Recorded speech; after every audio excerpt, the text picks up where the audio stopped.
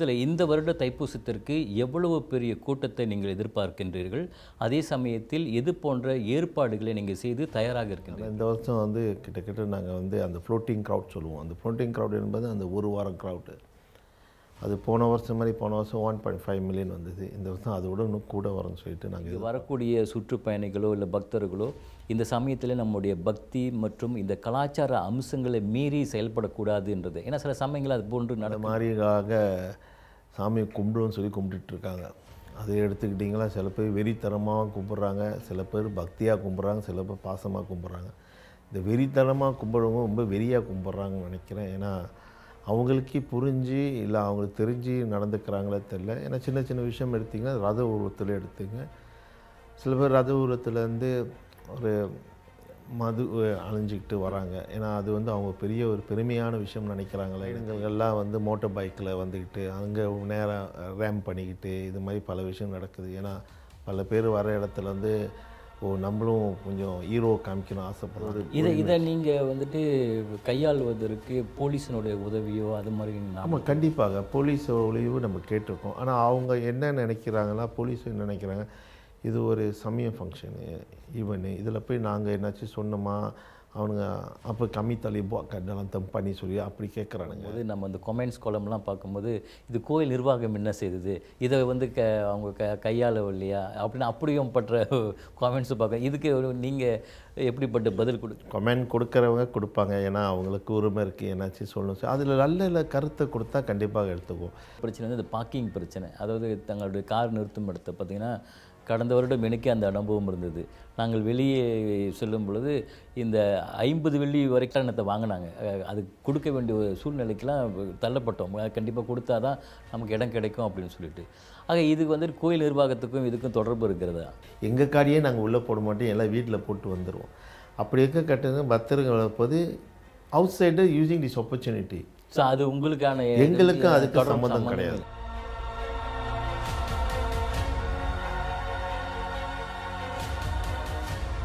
வணக்கம் நண்பர்களே, உங்களை தலையரங்கம் நிகழ்ச்சியில் சந்திப்பதில் மிக்க மகிழ்ச்சி. இன்று நம்மோடு மஹிமா எனும் மலேசிய இந்து அமைப்புகள் மற்றும் ஆலயங்களின் பேரவையின் தலைவரும் தேவஸ்தானத்தின் அறங்காவலருமான ரத்து என் சிவகுமார் இணைந்திருக்கின்றார். வாருங்கள் அவரை சந்திப்போம்.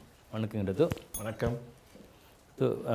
தெரியும், இப்பொழுது தைப்பூசம் இன்னும் ஒரு சில நாட்களில் வரவிருக்கின்றது.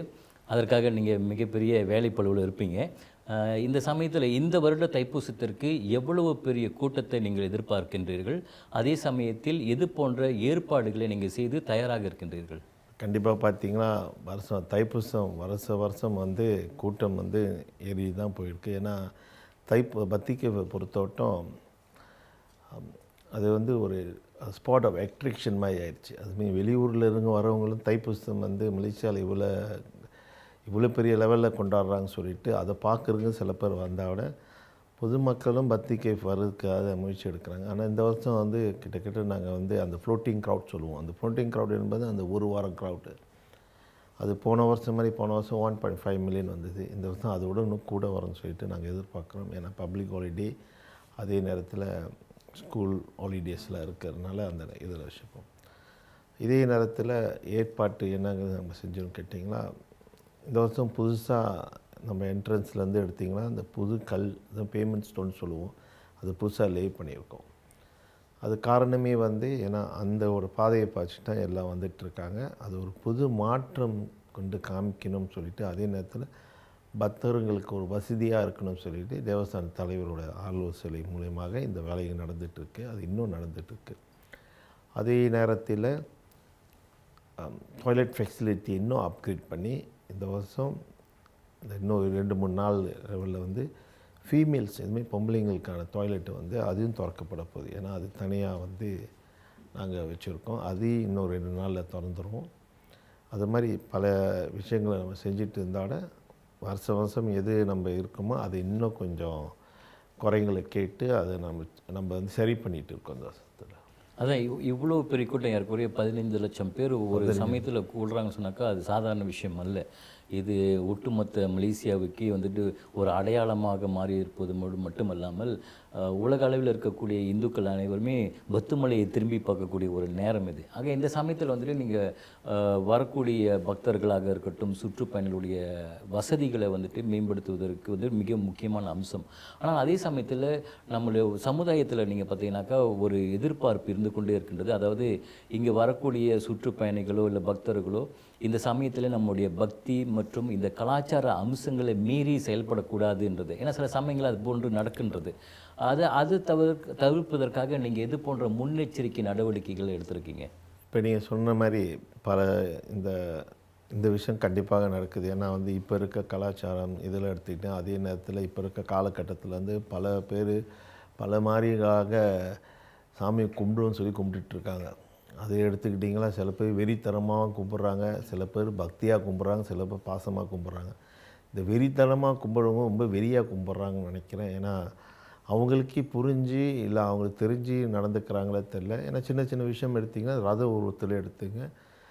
சில பேர் ரத உருவத்துலேருந்து ஒரு மது அணிஞ்சிக்கிட்டு வராங்க. ஏன்னா அது வந்து அவங்க பெரிய ஒரு பெருமையான விஷயம் நினைக்கிறாங்களே இல்லை தெரியல. அதனால் அவங்களோட மூளையும் சரி இல்லை அவங்களோட நடைமுறைக்கும் சரி கொஞ்சம் மாறி போகிற கட்ட வருது.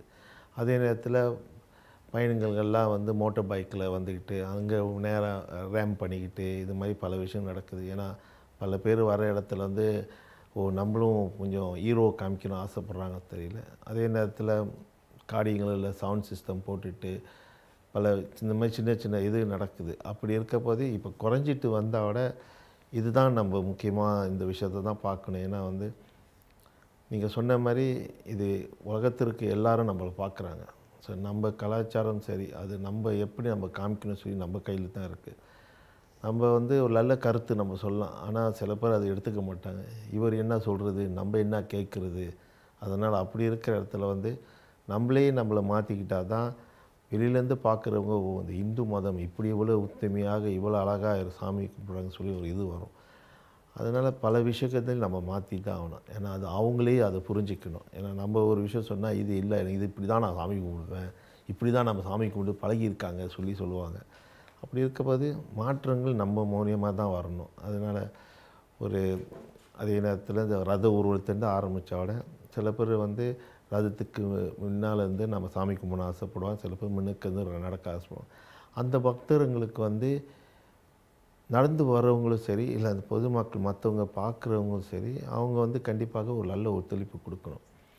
அங்கே போய்ட்டு பெரிய சேட்டைகள் பண்ணுறது, ஒரு 20 பேர் சேர்ந்துக்கிட்டோமா நம்ம அவங்களை கிண்டல் பண்ணுறது, இந்த மாதிரி இதெல்லாம் சுத்தமாக அவங்கள நிப்பாட்டிடணும். அது அவங்களுக்கே தெரிஞ்சு ஆகணும். அப்படி இருந்தால் தான் மற்றவங்க வெளியிலேருந்து பார்க்க போது நம்மளுக்கும் ஒரு பெருமையாக இருக்கும்.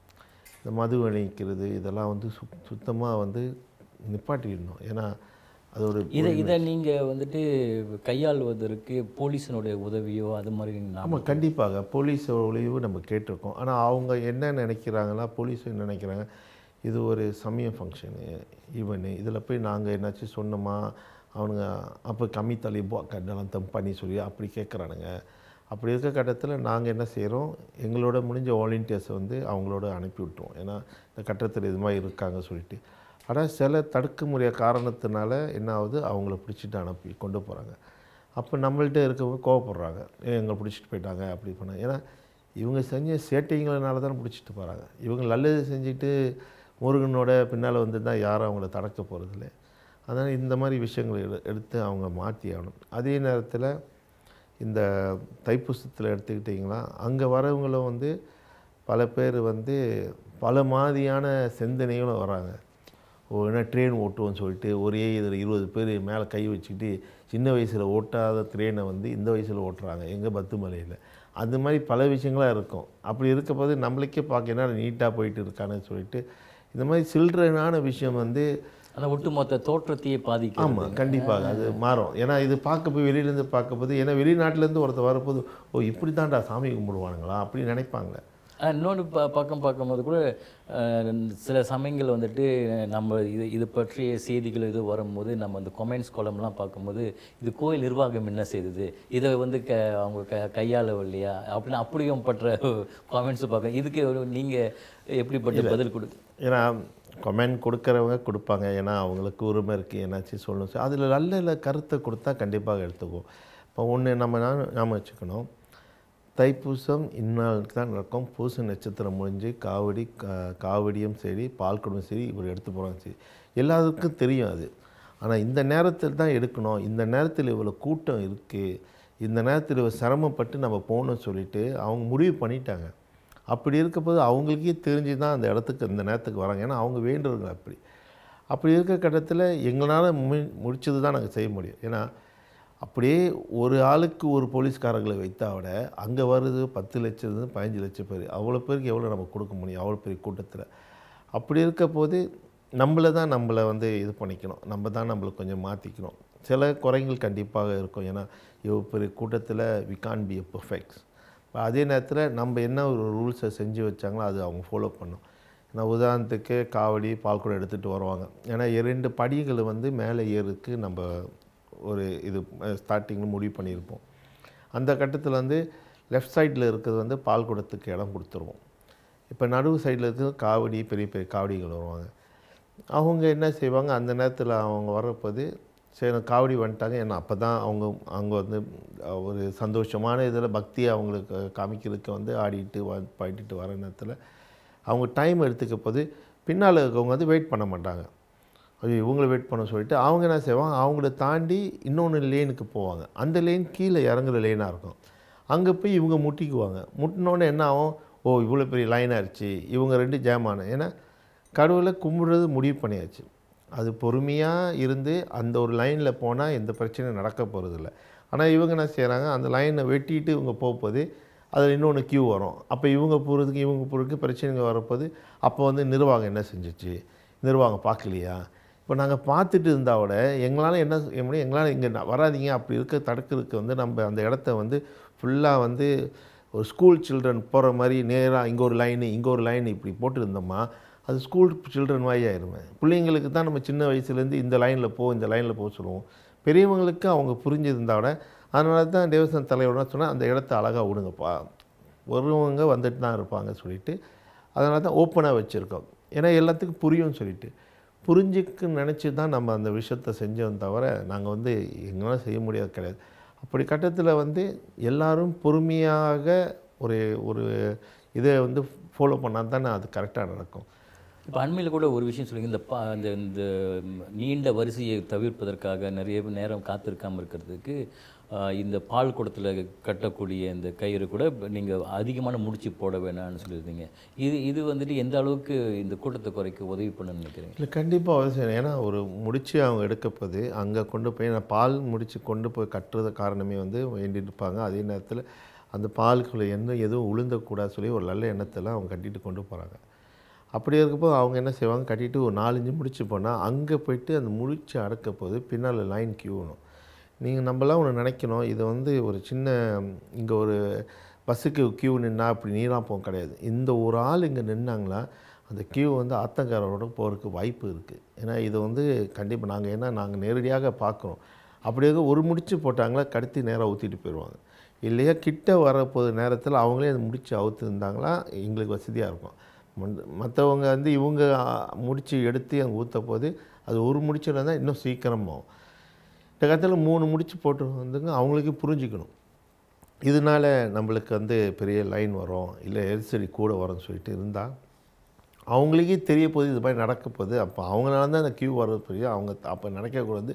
குறைங்களை எங்கள் மேலே சொல்கிறது வந்து அது கொஞ்சம் கஷ்டமான இதாக இருக்கும். ஏன்னா நீங்கள் சொன்ன மாதிரி குளம்னு வந்து அதுதான் வரும். Oh bad management, what you doing, change the management, இதெல்லாம் சொல்லுவீங்க. இப்போ யார் தான் இவங்களை கண்ட்ரோல் பண்ணுவாங்க? அப்போ ஒரு 10,000 பேரை கொண்டு வந்து நம்ம வச்சாவிட நம்மளை யாரும் கேட்பாங்க, பேச்சை கேட்டாவிட இது வந்து ஒரு சமய விழா மாதிரி நம்ம நடக்கும். இதனால தான் நீங்கள் சமயத்தில் இந்த கரடு முரடான அணுகுமுறை எடுக்க வேண்டிய கட்டாயம் வருதா? ஏன்னா சில சமயம் அது கூட நாங்கள் கமெண்ட்ஸ் பார்த்துருக்கோம், ஏன் கோயிலில் வந்து ரொம்ப கரடு முரடாக வந்துட்டு அணுகுமுறையோடு இருக்கிறாங்க அப்படின்னு. ஏன்னா சமாளிக்கிறது அவ்வளோ கஷ்டமாக, அதுக்கு காரணம் எதுவும் இருக்குங்களா? இல்லை ஆமாம். ஏன்னா ஒரு இடத்துல பார்த்தீங்களா நீங்கள் போலீஸ் பீடாரம் எடுத்துங்க, அவங்கள சில பேர் நீல சட்டக்காரங்க இருக்காங்க, சில பேர் கருப்பு போட்டுவாங்க, சில பேர் நீல சட்டை போட்டுக்குவாங்க, சில எஃப்ஆர்யூ சொல்லுவாங்க. எஃப்ஆர்யூ என்பது ஒரு கொடியான ரைட் பிரச்சனையில் இறக்கி விடுவாங்க. அப்போ அவங்க வந்து காரசமாக நடந்தால் அவங்க நடந்துக்குவாங்க. அப்போ இங்கே இருக்க போது சில நேரத்தில் வந்து ஏன்னா 2 சைடும் அவங்களும் மனுஷங்கள் நம்மளும் மனிதர்கள் தான். அந்த நேரத்தில் வந்து சில பேர் அவங்க டியூட்டியை செய்யும்போது குரங்களை ஏற்றுவாங்க, கோபமாக பேசிடுவாங்க. அப்படி இருக்க கட்டத்தில் நம்ம என்ன செய்யுது சில சமயம் இங்கே தள்ளப்படுறீங்க அந்த அந்த அந்த அந்த இது நடக்கும். அதனால தான் போன வருஷம் நீங்கள் ஒரு கமெண்டில் பார்த்தீங்கன்னா நான் ஒரு போட்டு நல்லதாக இருந்தால் அதை நான் எடுத்துக்கிறேன், கெட்டதெல்லாம் தான் நானே உங்கள்கிட்ட மன்னிப்பு கேட்டுக்கிறேன்னு சொல்லி ஒரு காலத்தில் போட்டிருந்தேன். ஏன்னா ஒரு பெரிய விழா, அந்த விழாவில் வந்து கெட்டது நடக்கும், நல்லது நடக்கும். அப்படி இருக்கப்போது கொஞ்சம் கிவ் அண்ட் டேக் பாலிசி நம்ம எடுத்துக்கிட்டால் கண்டிப்பாக பொதுமக்களுடைய ஒத்துழைப்பு இருந்தால் இன்னும் கண்டிப்பாக வேணும். அதே சமயத்தில் நீங்கள் பார்த்தீங்கன்னாக்கா நீங்கள் நிர்வாகம் செய்ய வேண்டிய சில இந்த ஏற்பாட்டு வேலைகள்லாம் செய்தாக வேண்டியது இருக்குது. அதே சமயத்தில் ஒட்டுமொத்தமாக இந்த அரசாங்கத்திடமிருந்தோ தேசிய அரசாங்கம் அல்லது மாநில அரசாங்கம் அல்லது அங்கே இருக்கக்கூடிய இந்த லோக்கல் கவுன்சில் ஊராட்சி மன்றம் இவங்ககிட்டேருந்து இன்னும் எப்படிப்பட்ட ஒத்துழைப்பு இருந்தால் இந்த ஒட்டுமொத்த தைப்பூசம் வந்து இன்னும் ரொம்ப சுமூகமாகவும் பக்தர்களுக்கு வந்துட்டு ஒரு நெருக்கடி ஏற்படுத்தாத வகையில் அமைய நினைக்கிறீங்க? இல்லை, அரசாங்கத்துலேருந்து இவங்க எல்லாத்தெல்லாம் முக்கியமான பங்கு அவங்க தான் கொண்டு வாங்க. ஏன்னா நாட்டு மக்கள் வந்து அரசாங்களோட தான். அவங்களுக்கு நான் வந்து மற்றவங்க நாங்கள் வரி கட்டியிருக்கோம், நாங்கள் இது செய்கிறோம், அதனால் எங்களுக்கு செய்யணும்னு சொல்லி கிடையாது. ஏன்னா இந்த தைப்பூசம் என்பது இஸ் இன்டர்நேஷ்னல் ஈவெண்ட் ஆயிடுச்சு. Is image for the country. அப்படி இருக்க கட்டத்தில் ஒரு உதாரணத்துக்கு நம்ம மாரியம்மன் கோயிலேருந்து ரதம் புறப்படுது. அப்படி போகும்போது அது வந்து நம்ம தேவான் பண்டாரையாக்கியில் இருக்குது. அப்படி இருக்கப்போது அவங்க என்னென்ன வசதி செஞ்சு வச்சுருக்காங்க, மொபைல் டாய்லெட் கொடுக்கலாம், அதையும் நம்ம தான் காசு கட்டுறோம். அப்படி இருந்தால் 2-3 டாய்லெட் ஏன் அந்த வசதிகள் வந்து அவங்க கூட கொடுக்கக்கூடாது? அப்படி கொடுத்தா என்ன அவங்க குறைஞ்சிருப்ப போகிறாங்க? ஏன்னா வரவங்க வந்து எங்கே போவாங்க? அவ்வளோ பேர் அங்கே நடந்து அந்த நடுராத்திரியில் வரப்போது எங்கே போவாங்க?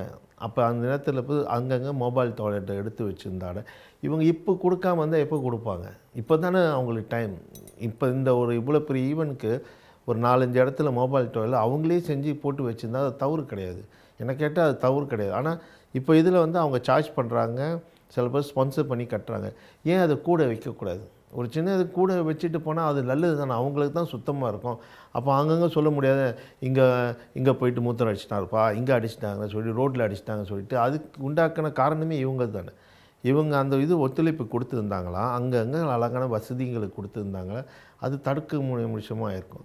ஏன்னா அப்படி பார்த்தீங்கன்னா போலீஸ் எடுத்துங்க, பல வருஷமாக அவங்க இருக்கிறாங்க, அவங்க நல்ல ஒத்துழைப்பு கொடுக்குறாங்களே. அங்கேருந்து அந்த ரதம் ஆரம்பிச்சோட்டும் முடிக்கிறோட்டும் அவ்வளோ பெரிய ஜனங்களுக்கு ஒரு பாதுகாப்பு கொடுத்து எல்லாம் பண்ணி இந்த மாதிரி விஷயத்தை எடுத்திங்க. போலீஸ் விஷயம் பரவாயில்ல, அவங்க அந்த உதவி செய்கிறாங்க. இப்போ டிபிகேஎல் இந்த மாதிரி துறை அதே மாதிரி மினிஸ்ட்ரி எல்லாம் எடுத்துக்கிட்டிங்கன்னா இவங்க 100% ஒத்துழைப்பு கொடுக்காம ஏன் அழகான லைட்டு போட்டலாம், அதே நேரத்தில் விளக்கு அங்கங்கே வெளிச்சமாக இருட்டாக இருக்க இடத்துல விளக்கு போட்டலாம். ஸ்கேன் கோ டு பத்திகேஃப் ஏரியாலையும் அங்கே இருக்கும்போது லோக்கல் கவுன்சில் நம்ம சொல்கிறோம் எல்லாம் வேலை செய்கிறாங்க. ஐ ஓன்ட் டினை அவங்க வந்து வேலை செய்யலை அப்படிலாம் சொல்ல மாட்டேன். பட் வந்து அவங்க செய்கிற வேலையை வந்து இது லைக் இது ஒரு நேஷ்னல் ஈவெண்ட், ஒரு இன்டர்நேஷ்னல் ஈவெண்ட் இருக்க போது இமேஜ் ஆஃப் த கண்ட்ரி இங்கே இம்பார்ட்டன்ட் இருக்க போது ஒரு எக்ஸ்ட்ரா இது செய்கிறது தவறு இல்லை. ஏன்னா இப்போ நீங்கள் சொன்ன மாதிரி சொன்னீங்க காமெண்டில் பல காமெண்ட் நானும் படிக்கிறேன், லைட் இல்லை, இங்கேருந்து ஆத்தங்கரத்துலேருந்து நாங்கள் வரப்போது இருட்டாக இருக்குது, இதெல்லாம் வந்து கரண்ட்டு நாங்கள் கொடுக்க முடியாது, ஒன்று டிஎம்பி கொடுக்கணும் இல்லை ஜேகேஆர் கொடுக்கணும். இவங்க செய்கிற வேலையை வந்து நாங்கள் எப்படி செய்ய முடியும்? எடுத்து நான் கரண்ட் கூட ஜென்ஸை போட்டு பக்கத்தில் உட்காந்துருக்க முடியாது. அப்படி இருக்க போது அவங்களோட ஒத்துழைப்பும் கண்டிப்பாக தேவை. ஏன்னா ஆற்றங்கரையும் அடிக்கடி அது சுத்தம் இல்லாமல் இருக்கின்றது, அந்த ஒரு புகாரும் அப்பப்போ. ஆமாம், இது கண்டிப்பாக நானே சொல்கிறேன் சுத்தமாக. ஆனால் இந்த ஒரு மாதமாக தேவஸ்தான தலைவர் அவர் நேரடியாக சென்று அதுக்கு வந்து நாங்களே சொந்தமாக கான்ட்ராக்டை போட்டு நாங்களே சுத்தம் பண்ணிக்கிட்டு அதே நேரத்தில் விளக்கெல்லாம் நாங்களே எடுத்து போட்டு எங்களோட இருந்த லைட்டெலாம் போட்டு தண்ணி மீட்டரோட ஒரு 40 வருஷமாக நாங்கள் தான் மீட்ரு கட்டிகிட்டு இருக்கோம், தண்ணி மீட்டரும். அதே நேரத்தில் இன்னைக்கூட பார்த்து கேட்டு பார்த்தோம், கெஞ்சியும் பார்த்தோம், எரிலி பார்த்தோம், ஒன்றுமே கிடைக்கல சொல்லி பரவாயில்ல இந்த ப்ரீமிக்ஸை நம்மளே போட்டுருவோம்னு சொல்லிட்டு தேவஸ்தானுக்கு தெரிஞ்ச ஒரு பெரிய கான்ட்ராக்டரை கூப்பிட்டு போட சொன்னார். அவர் அதை போட்டுட்டு போயிட்டார். இதெல்லாம் நம்ம வந்து இது யார் செய்யணும்? நானே இப்போ கேட்குறேன், இது யார் செய்யணும்? இதெல்லாம் உண்மையாக அந்த ரோடுக்கு வெளியில் இருக்க வேலையை வந்து இது நிர்வாகம், இது பத்திரிக்கை மேனேஜ்மெண்ட் வேலை கிடையாது.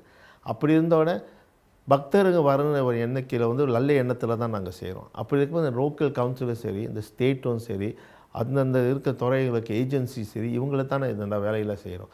ஏன்னா ஸ்ட்ரீட் லைட்டிங் என்பது போட்டால் எதுக்கு நல்ல பெருமையாக இருக்கும். ஏன்னா அந்த நேரத்தில் இருட்டான இருக்க நேரத்தில் வந்து இவங்க போகும்போது லைட்டிங்லாம் போட்டால் இதுதான் இருக்கும். கேடிஎம் ரயில் நிலையம் அது அந்த அந்த விவகாரம் கூட அப்பப்போ வருதுங்க. அது ஆமாம், அது நல்ல விஷயம். இன்றைக்கி அவர் அமைச்சர் போன வருஷம்னு சொன்னீங்கன்னா இன்றைக்கி நல்லா நாங்கள் ஃப்ரீயாக 2 நாள் சர்வீஸ் கொடுக்க சொல்லி ரொம்ப பெருமையான விஷயம். 2 நாள் சர்வீஸ் கொடுக்குறா பெரிய விஷயம். ஆனால் இறங்குற இடத்த அவர் சுத்தம் பண்ணுறாரா இல்லையா, அதுதான் என் கேள்வி. இடத்த நாங்கள் சுத்தம் பண்ணி போன வாரமே எடுத்துக்கிட்டே 2 வாரம் முன்னால் நாங்கள் அவ்வளோ காசு செலவு பண்ணி மெயின் அல்லூர் எங்களோட வேலை இல்லை, அந்த அல்லூரை நாங்கள் சுத்தம் பண்ணோம். அந்த அல்லூர் எங்களுக்கு கூட இல்லை, அது மெயின் அல்லூர். அந்த அல்லூரை சுத்தம் பண்ணியிருந்தோம். அப்படி இருக்க போது 2 நாளுக்கு சேவை செய்கிறாரு. ஆனால் அந்த 365 நாள் எடுத்துங்களேன், அதில் இந்த 2 நாளைக்கு நான் 2 நாளுக்கு ஃப்ரீயாக கொடுக்குறேன்னு சொல்லிட்டு போகிறாரு. ஆனால் 363 நாளில் அந்த நாளை மறந்துடுறாரு. அங்கே புல் வளர்ந்துருக்கு, அங்கே குப்பைங்கள் இருக்குது, சுத்தம் பண்ணல அந்த இடத்த. ஆனால் அதுதான் மெயின் ஸ்பாட். கேடிஎம் என்பது இப்போ எல்லாம் அந்த துறையை தான் பாய்ச்சிட்டு வராங்க. எதுக்கு இலவசமாக போடுறாரு, மற்றவங்க எல்லாம் வரணும்னு சொல்லி காரணத்துக்கு. ஆனால் அந்த என்ட்ரன்ஸோட துக்கே அவுட்டாக இருக்கேன். அவுட்டாக இருந்தால் எனக்கு இதை பற்றி நான் வருத்தமாக தான் சொல்கிறேன். அந்த இடத்த சுத்தம் பண்ணுறது இல்லை. பல வருஷமாச்சு அந்த இடத்த சுத்தம் பண்ணி. புல்லையும் வெட்ட மாட்டுறாங்க, போக மாட்டுறாங்க. இதை நம்ம சொன்னோமா, இவங்க என்ன செய்யலை அது செய்யலை சொல்கிறாங்க. இப்போ நாங்கள் செய்யணுமா, அவங்களுக்கு நேரடியாக கடிதம் போட முடியும். அந்த கடிதம் வர ஓட்டு நாங்கள் வெயிட் பண்ணிகிட்ருக்கோம். என்னடா போடுறாங்களா. இப்போ என்ன தான் எங்களால் செய்ய முடியும்? ஏன்னா அங்கே போய் லோக்கல் கவுன்சில் கேட்டால் அவங்க என்ன சொல்கிறாங்க, இது எங்களோட இல்லை. இவங்களை இப்போ கேட்டால் இது எங்களோட இல்லை, இந்த டிபார்ட்மெண்ட். இவங்கள்ட்ட போனால் இது எங்கள் டிபார்ட்மெண்ட்டில் அந்த டிபார்ட்மெண்ட். இது சொல்லி நானே சொல்லி ஒரு 40-50 வருஷமாக இதை பார்த்துட்ருக்கேன். எனக்கு 30 வருஷமாக 25 வருஷமாக இதே தான் பார்த்துட்ருக்கேன். தவிர ஒரு மாற்றம் எதில் வர மாட்டேது.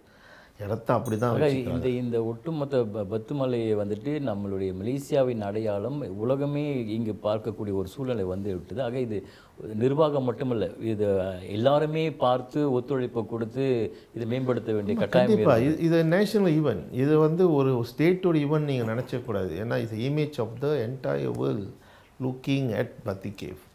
அப்படி இருக்க போது இவங்க எல்லாம் ஒத்துழைப்பு கொடுக்கலாமே, உள்ளே கொடுக்க வேணாம், வெளியில் கொடுக்கலாமே.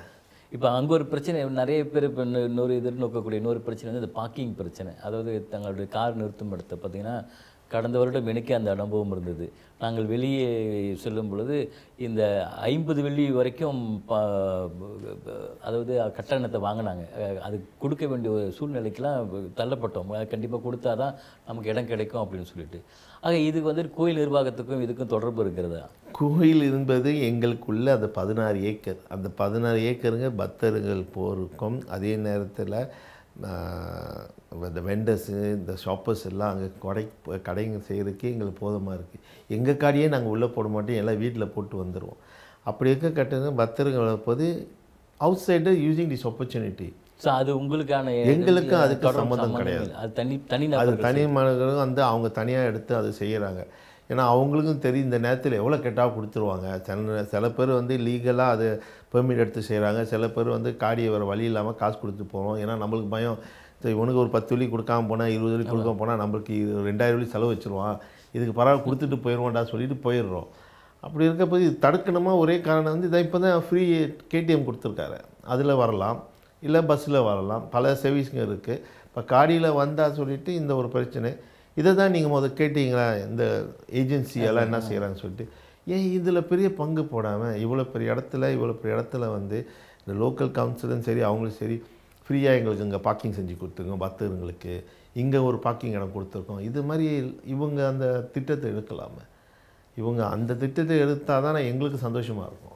பத்துமலையில் இன்னொரு வருடம் நம்ம பார்க்க போகும்போது இந்த தகவல் மையத்தில் பிள்ளைகள் காணவில்லை, பொருட்கள் இங்கே கண்டெடுத்தோம் அப்படிலாம் வருது. இந்த அடிப்படையில் பொதுமக்கள் இன்னும் எப்படி கவனமாக இருக்கணும் அப்படின்ற நீங்கள் எதிர்பார்க்குறீங்க? இதுக்கு நினைக்கிறேன் அது ஒரு ஒரு ஒரு ஒரு ஐகானிக்கான சிம்பலிக்கு நினைப்பாங்க நினைக்கிறேன். போயிட்டு அந்த தகவல் மையத்தில் போயிட்டு நம்ம பேரை சொல்லுவோம், ஈப்போவில் சேர்ந்த இன்னார் ஒரு பையன் காணவில்லை, இங்கே நேரடியாக தகவல் மின்னுக்கு வாங்க சொல்லி ரொம்ப சந்தோஷப்படுவாங்கன்னு நினைக்கிறேன். நம்ம பேரை மைக்கில் சொல்கிறாங்கன்னு சொல்லிட்டு.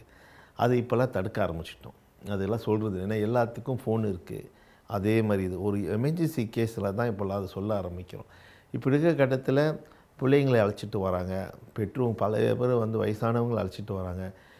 இவ்வளோ பெரிய கூட்டத்திலே அவங்கள தொலைக்கிறாங்க என்பது அது எடுத்துக்க முடியாத ஒரு விஷயம். கண்டிப்பாக எடுத்துக்க முடியாத ஒரு விஷயம். ஏன்னா அழிச்சிடுவது நம்ம ரெஸ்பான்சிபிலிட்டி இருக்க போது, அவங்க திருப்பி அழிச்சிட்டு போது அவங்க ரெஸ்பான்சிபிலிட்டி. இதில் வந்து நம்ம சில நேரத்தில் வந்து ஐயோ பாவம்னு நினைப்போம். ஆனால் என்ன கேட்டால் வந்து அவங்க கனவு குறைகிறனால அந்த விஷயத்தை வந்து அவங்க கண்டிப்பாக தடுத்தாகணும். அதே நேரத்தில் இப்போல்லாம் பார்த்தீங்களா, இந்த அந்த சங்கிலி இழுக்கிறது இதெல்லாம் வந்து ரொம்ப காமன் ஆயிடுச்சு. It's mean like every one using opportunity. அதுலேருந்து வெளியூர்லேருந்து வரவங்க தான் ரொம்ப இந்த வேலையை செய்கிறாங்க. அப்படி இருக்கும்போது வருஷம் இந்த விஷயம் நடந்து தான் இருக்குது. போன வருஷம் எடுத்திங்களா அவ்வளோ கேசஸ். அப்படி இருந்து தெரிஞ்சோட எவ்வளோ நடந்திருக்குங்க அது? போன தடவை cases I think few hundreds cases was there. சில 100. ஆமாம். பிகாஸ் சில இதில் வந்து நானே என் கண்ணால் முன்னுக்கு போலீஸ்காரங்களாக இருக்க போது அங்கேயே ஒரு இன்சிடென்ட் நடந்துச்சு. அப்படி இருக்கப்போது இப்படி தான் நடக்குது தெரிஞ்சோட நம்ம ஆளுங்க வந்து போட்டுட்டு வராங்க. ஏன்னா சில நேரத்தில் குறைவாக போட்டுவாங்க. சொன்ன வார்த்தையே சொன்னார் ரிஸ்க்கு தான். என்னடா ஏன் காசு நான் போட்டு வரேன், நீ என்னடா எனக்கு கேட்குறது சொல்லி கேட்பாங்க. நான் யாருமே அந்த குறைய சொல்ல. கூட போட்டானா போட்டுவாங்க. ஆனால் யூஆர் பேட் ரிஸ்க். போட்டுட்டு வந்தால் தூக்கிட்டு போயிடுறானுங்க, இல்லை கழட்டிட்டு போயிடுறாங்க, இல்லை புனிக்கிட்டு போயிடுறானுங்க. எப்போதாச்சும் ஒன்று செஞ்சிடறாங்க. அப்படி இருக்கிற நேரத்தில் அந்தந்த இடத்துக்கு என்னென்ன நம்ம போட்டு வரணும் சரி கவனமாக போட்டு நீ கொண்டு வந்துடுது தான் நாங்கள் சொல்ல முடியும். அப்படி அதே சமயத்தில் கடந்த வருடம் நம்ம பார்க்கும்போது அவங்க தைப்பூசம் முடிஞ்ச பிறகு அங்கே விட்டு செல்லப்பட்ட காலணிகளும் ஸ்லீப்பர் இது எண்ணிக்கை பார்த்திங்கன்னா அந்தளவுக்கு மலை போல் குவிந்திருந்தது. ஆமாம் கண்டிப்பாக. அது ஒரு இதில் ஏன்னா படி இதில் போகும்போது எல்லாம் சிலிப்பரை கழட்டிட்டு போயிடுவாங்க. ஏன்னா வருஷம் அவங்களுக்கு ஒரு வேண்டுதல் நினைக்கிறேன். எப்படி நம்ம வந்து பால் குடம் எடுக்கணும்னு சொல்லி வேண்டுறாங்கன்னு நினைக்கிறோம். அதே நேரத்தில் இந்த வருஷம் தைப்பூசத்தில் நம்ம சிலிப்பரை விட்டுணும் போய் சொல்லி வேண்டியிருக்காங்கன்னு நினைக்கிறேன். ஏன்னா சிலிப்பர் வண்டியே கிட்ட வந்து ஒரு 3-5 டன்னுக்கு வரும். அவ்வளோ சிலிப்பர்கள் இருக்கும். இப்போது சிலிப்பர் நீங்கள் பார்த்தீங்கன்னா ஒரு கடத்தில் ஒரு 3 அடி 4 அடிக்கு உயரமாக வந்துடும். அப்படி இருக்குது. இது வருஷம் தான் நடக்குது.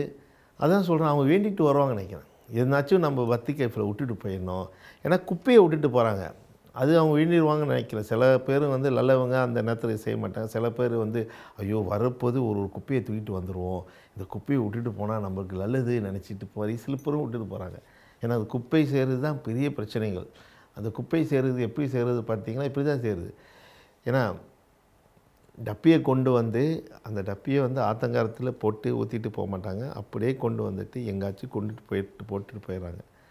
குப்பை வந்து நம்ம தான் சேர்க்குறோம். இது தனியாக வந்து சேரு கிடையாது. ஏன்னா எல்லாம் நினைப்பாங்க என்ன வாட்ஸ் மேனேஜ்மெண்ட் டூயிங் அப்படின்னு நினைப்பாங்க. என் கேள்வி ஒன்று தான். 10 லட்சம் பேர் 15 லட்சம் போகிறோம். ஆளுக்கு ஒரு குப்பையை எடுத்து வந்தால் 10 லட்சம் குப்பை ஆயிடுச்சு. இது யாரும் அதை அந்த கணக்கு எடுக்க மாட்டாங்க. ஆனால் அவங்க வேறு கணக்கு எடுப்பாங்க. ஆனால் இந்த கணக்கு எடுக்க மாட்டுறாங்க. தைப்பூசத்துக்கு நீங்கள் பார்த்தீங்கன்னாக்கா மக்கள் எப்படிப்பட்ட ஒரு தயார் நிலையில் வர வேண்டும் அப்படின்னு நீங்கள் சொன்னீங்க. அதே சமயத்தில் நமக்கு தெரியும் ஏற்கனவே ஒவ்வொரு நாளும் வந்துட்டு இந்த பத்துமலைக்கு வரக்கூடிய சுற்றுப்பயணிகள் எண்ணிக்கை ஒரு 5000-லேருந்து 6000 பேர் வருவதாக நம்ம அறிகிறோம். ஆக இது ஒட்டுமொத்த மலேசியாவினுடைய இந்த சுற்றுலாத்துறைக்கு மிகப்பெரிய பங்களிப்பு அளிக்கக்கூடிய ஒரு இடமாக பத்துமலை மாறி இருக்கின்றது. இது வரவேற்கக்கூடிய ஒரு விஷயம் என்றாலும் இதனுடைய பக்தி தன்மையை எந்த வகையிலுமே விட்டுவிடக்கூடாது என்ற எதிர்பார்ப்பு எல்லோரிடமும் இருக்கின்றது. அதை உறுதி செய்வதற்கு நீங்கள் எல்லா சமயத்திலும் மற்ற சமயத்தில் தைப்பூசத்தை தவிர்த்து மற்ற நாடுகளில் நீங்கள் அதை உறுதி செய்வதற்கான நடவடிக்கை எடுத்துகிட்டு இருக்கீங்களா? கண்டிப்பாக. ஏன்னா பத்துமலை வந்து ஒரு டூரிஸ்ட் ஸ்பாட்டாக இருந்தாலும் அது ஒரு சமய இடம். அந்த இதில் வந்து அது காம்ப்ரமைஸும் கிடையாது. தேவஸ்தானத்து தலைவரும் சரி, அதிலுக்கு நிர்வாகம் சரி, நாங்கள் யாருமே அதை காம்ப்ரமைஸ் பண்ண கிடையாது. அதனால தான் எல்லா திருவிழாவுக்கும் எல்லா நிகழ்ச்சிகளுக்கும் வந்து பத்துமலை வந்து எல்லா விஷயம் நாங்கள் நடத்திட்டு இருக்கோம். நம்ம இதில் வந்து எந்த குறையும் நம்ம கொடுத்துக்கணும். சமயம் போகிற விழாக்கள் கண்டிப்பாக நடந்து தான் இருக்குது. ஏன்னா எந்த இதில் எடுத்துக்கிட்டாவோட ஷூ கழட்டிட்டு போகணும், அந்த இடம் சில இடத்துல ஷூ போட்டுக்க முடியாது, சில இடத்துல இப்படி தான் போகணும், இப்படி தான் இருக்கணும்னு சொல்லிட்டு அது பூஜைகள் அது நேரத்தில் நடந்துட்டு தான் இருக்குது. ஓகே சரி, நம்ம வந்து பத்திகே is first as a religion place. அப்போ தான் ஒரு டூரிஸ்ட் ஸ்பாட். அப்படி இருக்கப்போது இந்த இடத்துல வந்து நம்ம சமயத்தை எந்த இதுலேயும் நம்ம விட்டு கொடுத்ததில்லை. அதனால தான் நீங்கள் பார்த்தீங்க வருஷம் பத்துமலையில் வந்து புது விஷயம் நடக்குது. ஏன்னா போன வருஷம் எடுத்துக்கினே இப்போ துர்கா அம்மன் கோயில் வந்திருக்கு. இது ஒரு டூரிஸ்ட் ஸ்பாட்டு சொல்லி நாங்கள் நினச்சிருந்தாங்களா, இல்லை தேவஸ்தான தலைவரும் சரி அந்த நிர்வாகமும் சரி அவங்க நினச்சிருந்தாங்களா, நாங்கள் இன்னொன்று கோயிலும் கட்டியிருக்க மாட்டோம், இங்கே இப்படி கோயிலும் செஞ்சுருக்க மாட்டோம். பட் வருஷம் எந்த ப்ரையாரிட்டி வந்து நாங்கள் கொடுக்குறோமோ இல்லையோ சமயத்துக்கு அப்கிரேட் பண்ணுக்க அந்த வேலை நடந்து தான் இருக்குது. அந்த வசதிகள் நம்ம செஞ்சுட்டு தான் இருக்கோம். டூரிஸ்ட் தான். பட் அதே நேரத்தில் அந்த டூரிஸ்ட் வர காரணமே இது ஒரு சமயம் இவ்வளோ அழகான ஒரு சமயமான இடமா இருக்கிற சொல்லி தான் வந்துட்டுருக்கு.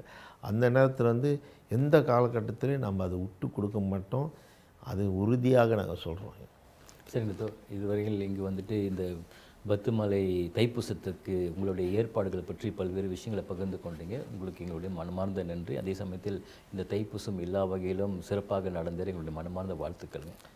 நன்றி.